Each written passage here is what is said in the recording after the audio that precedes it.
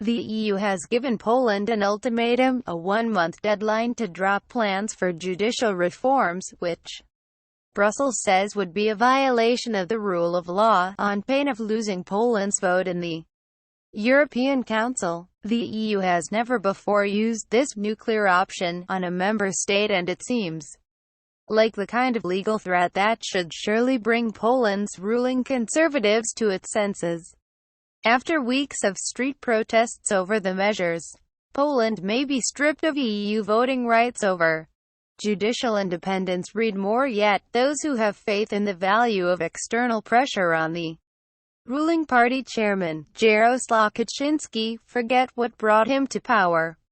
The day the measure subordinating the Polish courts to political interference was approved by the parliament in Warsaw, Donald Tusk, the president of the European Council, who happens to be Poland's former prime minister, and Kaczynski's archenemy, issued a half-page statement.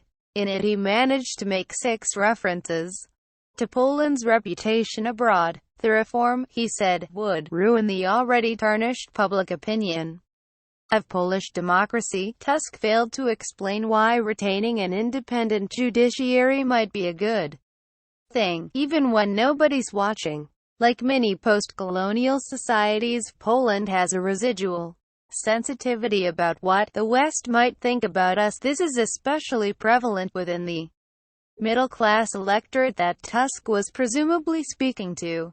Yet over the last decade, this embarrassment anxiety has provoked a backlash from the Law and Justice Party, PiS, which dubs it a teaching of shame. The party came to power in 2015 on the back of pride-boosting slogans such as "Poland will get off its knees," that massively helped expand its traditional electorate, the elderly and rural or small-town dwellers, to include a new group you could call the dignity-driven youth.